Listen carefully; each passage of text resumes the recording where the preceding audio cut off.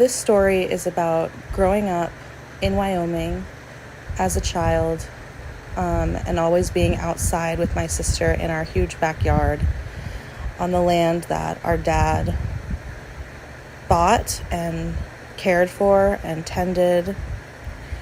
And we would be outside all the time when we were growing up and created little areas in our backyard as different imaginary locations, like a post office or a library or the grocery store.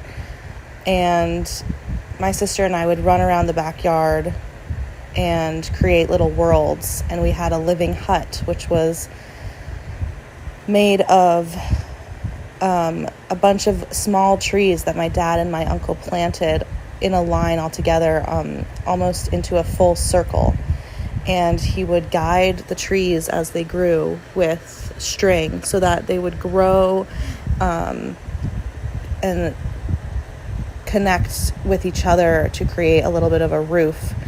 And it ended up being a living hut. It was like an enclosed area where my sister and I would play. And there was a bench in there, and we would go and create little stories to tell each other and just have a world of imagination where we would run and play together.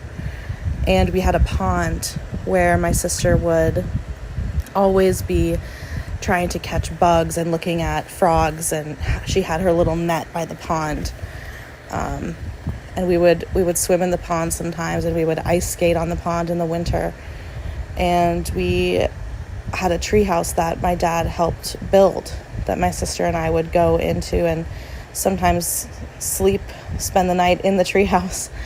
And we spent the night there once with our mom with sleeping bags, and a huge storm came and we felt the tree rocking super heavily and scarily that our mom decided we needed to go back inside.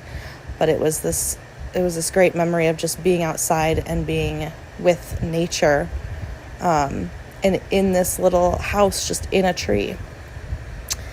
And growing up surrounded by nature, I'm really appreciative that I had that childhood and that I could go outside all the time and just run around. And we had a big hill that we would go hike up and then run down or sled down in the wintertime that a lot of other children don't get.